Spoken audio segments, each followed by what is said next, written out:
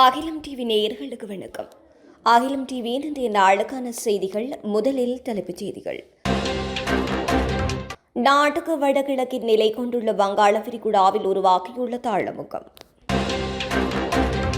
ஆதாரங்களுடன் சிக்கியவராக இருந்தாலும் தண்டனை உறுதி, அமைச்சர் நலிந்த பகிரங்க எச்சரிக்கை. பாதாள உலக கும்பலுடன் நெருங்கிய தொடர்பில் சிறை அதிகாரிகள் தீவிர கண்காணிப்பில் புலனாய்வுத்துறை. கோமாகமையில் காணி தகராறு, அண்ணன் கொலை. அதிகாலையில் இடம்பெற்ற கோர விபத்து, தொடரொன்றில் மோதி இருவர் பலி, மற்றொருவர் ஆபத்தான நிலையில். தமிழர் பகுதியில் கைப்பற்றப்பட்ட 20 மில்லியன் ரூபாய் பெறுமதியான பொருட்களால் அதிர்ச்சி.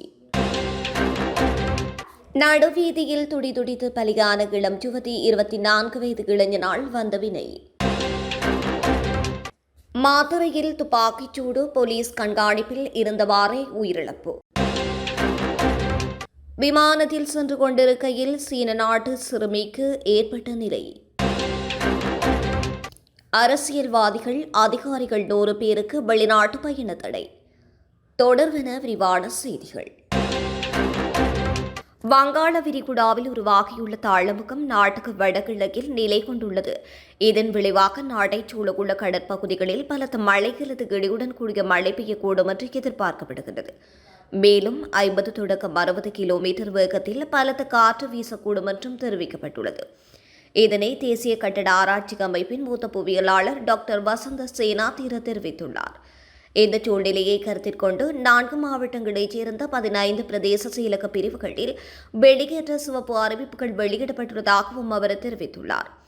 கண்டி மாவட்டம் உடுதும்பர, கங்க இகல, கோரளை, தொழுவ, ஜட்டினுவர, கேகாலை மாவட்டம் கேகாலை, ஜட்டியாந்தோட்ட, மாவனல்லை, தெகியோவிட்ட, அரநாயக, மாத்தளை மாவட்டம் லக்கல, பலேகம, அம்பன்கங்க, கோரளை, உக்குவளை, பேல்கமுவ, ரத்தோட்டை, ரத்தனபுரி மாவட்டம், ரத்தனபுரி ஆகிய இடங்களுக்கு வெளியேற்ற சிவப்பு அறிவிப்புகள் வெளியிடப்பட்டுள்ளன.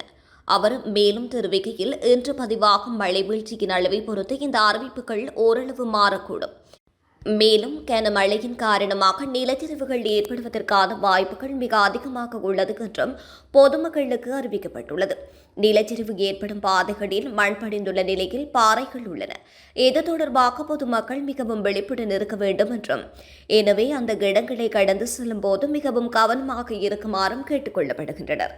மேலும் மழை பொழிவு அதிகரித்தால் அந்த இடங்களுக்கு செல்வதை தவிர்த்து உங்கள் பாதுகாப்பிற்கான முன்னெச்சரிக்கை நடவடிக்கைகளை எடுக்குமாறு கேட்டுக்கொள்கின்றோம் என்றும் தெரிவிக்கப்பட்டுள்ளது.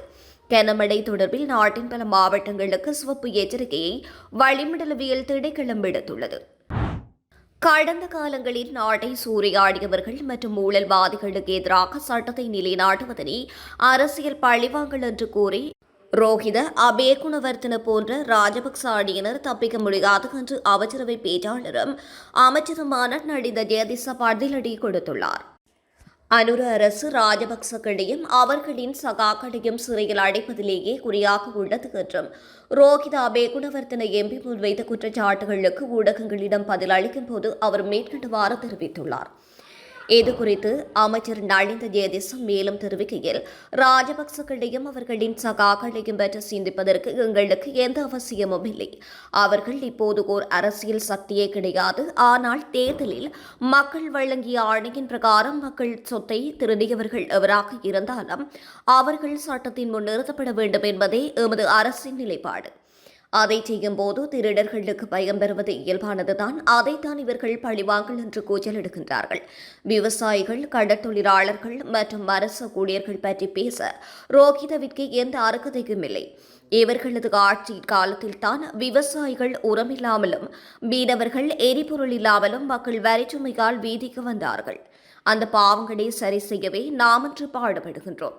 ராஜபக்ச அணியை பாதுகாப்பது எமது பணியல்ல, சட்டத்தின் ஆட்சியை நிலைநாட்டுவதே எமது பணி.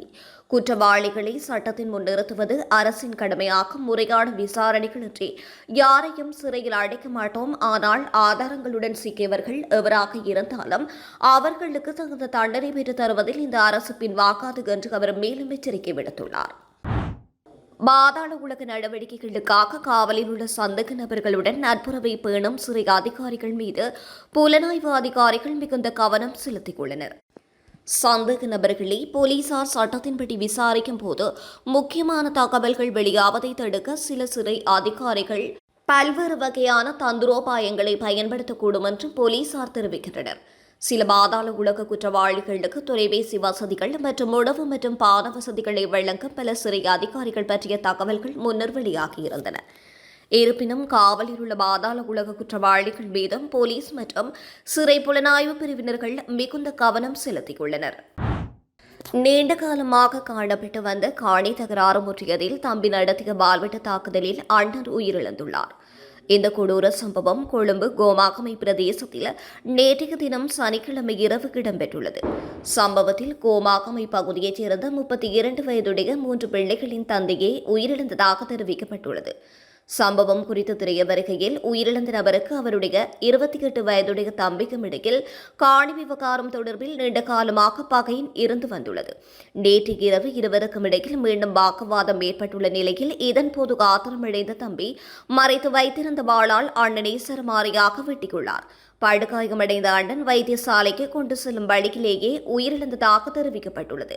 குறித்த சம்பவம் தொடர்பில் விசாரணைகளை மேற்கொண்ட போலீசார் ஒரு பிள்ளையின் தந்தையான 28 வயதுடையவர் தமது அண்ணனை கொலை செய்த சந்தேகத்தின் பேரில் கைது செய்யப்பட்டுள்ளார். காணி பிரச்சினையே இந்த சகோதர படுகொலைக்கு காரணம் என்று முதற்கட்ட விசாரணைகளில் உறுதியாகியுள்ளது. மேலதிக விசாரணைகளை போலீசார் முன்னெடுத்து வருகின்றமை குறிப்பிடத்தக்கது. காலியிலிருந்து மரதானை நோக்கி செல்லும் காலிகுமாரி விரைவு தொடரொன்றில் கெப்ரக வாகனம் ஒன்று மோதி விபத்துக்குள்ளானதில் 2 பேர் உயிரிழந்ததாக பயாக்கல போலீசார் தெரிவித்துள்ளனர். விபத்தில் காயமடைந்த மற்றொருவர் வைத்தியசாலையில் சிகிச்சை பெற்று வருவதாகவும் தெரிவிக்கப்பட்டுள்ளது.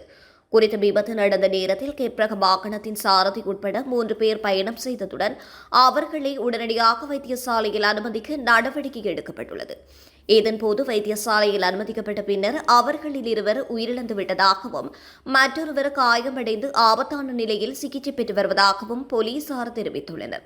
காலியிலிருந்து மர்தானை நோக்கி செல்லும் காலிகுமாரி விரைவு தொடரிலேயே குறித்த கெப்ரக வாகனம் ஒன்று மோதியது. குறித்த சம்பவமானது இன்றைய தினம் காலை 7:30 மணிக்களவில் இடம்பெற்றுள்ளமை குறிப்பிடத்தக்கது. மேலும் விபத்துக்கான காரணமாக குறித்த தொடருந்து கடவையில் வண்ண சமிக்கை அமைப்பு சரியாக இயங்கவில்லை என்றும் தொடருந்து கடவையில் சரியான பாதுகாப்பு வாயில் நிறுவப்படவில்லை என்றும் தெரிவிக்கப்பட்டுள்ளது.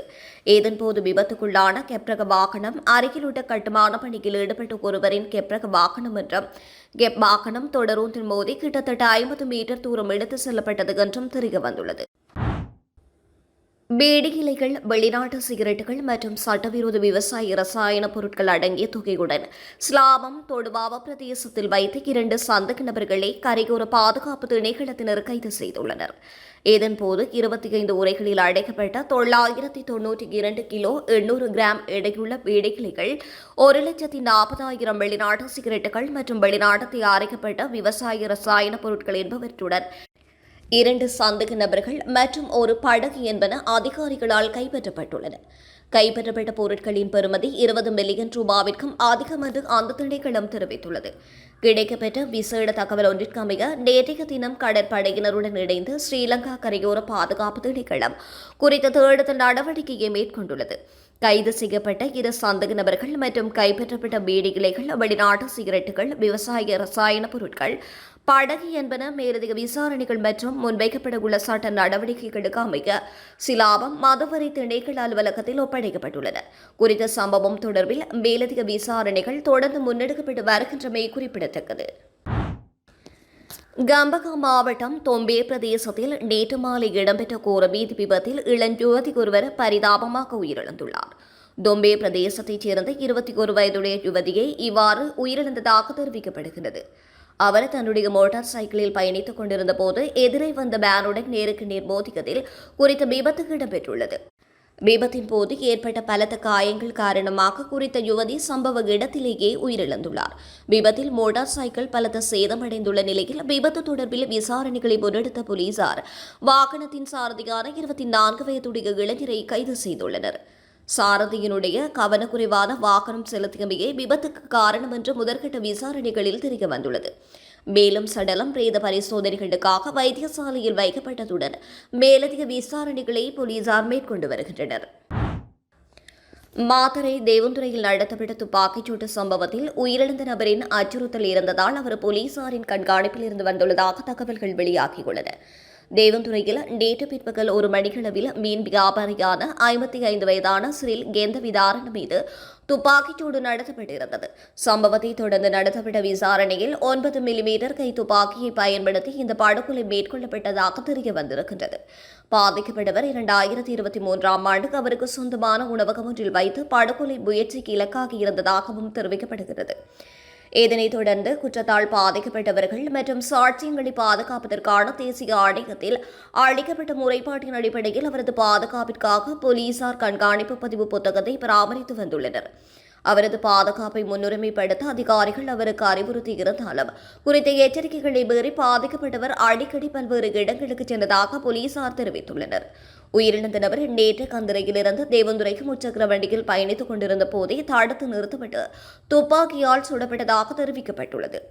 துப்பாக்கிச் சூட்டை தொடர்ந்து சந்தேக நபர்கள் தங்கள் வாகனத்தில் சம்பவ இடத்தை விட்டு தப்பிச் சென்றுள்ள நிலையில் நேற்று மாலை மாத்தறையின் அமலகுட பகுதியில் அந்த வாகனம் கைவிடப்பட்ட நிலையில் கண்டுபிடிக்கப்பட்டுள்ளது. மலேசியாவில் இருந்து இலங்கை நோக்கி பறந்து கொண்டிருந்த விமானத்தில் சீன நாட்டு சிறுமியொருவர் பாலியல் சீண்டலுக்கு உட்படுத்தப்பட்டுள்ளார். தனது குடும்பத்தினருடன் சுற்றுலா வந்த 16 வயது சீன சிறுமிக்கு பாலியல் தொல்லை கொடுத்ததாக கூறப்படுகின்ற 43 வயதுடைய சீன சுற்றுலா முகவர் ஒருவர் கட்டுநாயக்க விமான நிலைய போலீசாரினால் கைது செய்யப்பட்டுள்ளார். கடந்த 18ஆம் தேதி இரவு சீதுவை பகுதியில் உள்ள ஹோட்டல் ஒன்றில் தங்கியிருந்த போது சந்தேக நபர் கைது செய்யப்பட்டுள்ளார். பாதிக்கப்பட்ட சிறுமி தனது குடும்பத்துடன் கண்டி பகுதிக்கு சுற்றுலா சென்றபோது விமானத்தில் நடந்த சம்பவம் குறித்து தனது குடும்பத்தினரிடம் தெரிவித்துள்ளார். இதனை அடுத்து கண்டியில் உள்ள சுற்றுலா போலீசாரிடம் சம்பவம் தொடர்பில் முறைப்பாடு செய்யப்பட்டுள்ளது. கிடைத்த முறைப்பாட்டிற்கு அமைய கண்டி போலீசார் அனைத்து தகவல்களையும் உடனடியாக கட்டுநாயக்க விமான நிலைய போலீசாருக்கு அனுப்பி வைத்துள்ளனர். இதன் அடிப்படையில் தீவிர விசாரணை நடத்திய போலீஸ் குழுவினர் சந்தேக நபரை அடையாளம் கண்டு கைது செய்தனர். பாதிக்கப்பட்ட 16 வயது சிறுமி மருத்துவ பரிசோதனைகளுக்காக அனுப்பி வைக்கப்பட்டுள்ளார். லஞ்ச ஊழல் எதிர்ப்பு சட்டத்தில் வழக்கு தாக்கல் செய்யப்பட்டு விசாரணைகள் ஆரம்பிக்கப்பட்டுள்ள அரசியல்வாதிகள் மற்றும் அரசு அதிகாரிகள் 100 பேருக்கு மேற்பட்டோருக்கு எதிராக வெளிநாட்டு பயண தடை பெறப்பட்டுள்ளதாக லஞ்ச ஊழல் ஆணைக்குழு அறிவித்துள்ளது. லஞ்ச ஊழல் சுமத்தப்பட்டுள்ளவர்களில் அடிக்கடி வெளிநாடுகளுக்கு பயணம் மேற்கொள்ளும் நபர்களுக்கு எதிராகவே லஞ்ச ஊழல் எதிர்ப்பு சட்டத்தில் குறிப்பிடப்பட்டிருக்கும் சரத்துகளுக்கு அமையவே தடை போடப்பட்டுள்ளதாக லஞ்ச ஊழல் ஆணைக்குழுவின் சிரேஷ்ட அதிகாரி ஒருவர் தெரிவித்துள்ளார். பாரிய அளவிலான லஞ்ச ஊழல் தொடர்பில் கிடைக்கப்பெற்றுள்ள முறைப்பாடுகள் தொடர்பில் விசாரணைகள் நடத்தப்பெறுவதோடு சம்பந்தப்பட்ட சாட்சியாளர்களிடம் வாக்குமூலங்கள் பெறப்பட்டுள்ளன. இவ்வாறான ஒரு சந்தர்ப்பத்தில் லஞ்ச ஊழல் சரத்துக்களின் கீழ் 3 மாதங்கள் வெளிநாட்டு பயண தடையை பெற்றுக்கொள்ள முடியும். இது தொடர்பில் குடியகல்வு மற்றும் குடிவரவு கட்டுப்பாட்டாளருக்கு குறித்த நபர் தொடர்பிலான விவரங்கள் அனுப்பி தடைக்கான உத்தரவை பெற்றுக் கொள்ளப்படும் என்று தெரிவிக்கப்படுகின்றது. இத்துடன் அகிலம் டிவியின் இன்றைய நாளுக்கான செய்திகள் நிறைவடைகின்றன. தொடர்ந்தும் உடனுக்குடன் செய்திகளை பெற்றுக்கொள்ள அகிலம் டிவியுடன் இணைந்திருங்கள். நன்றி, வணக்கம்.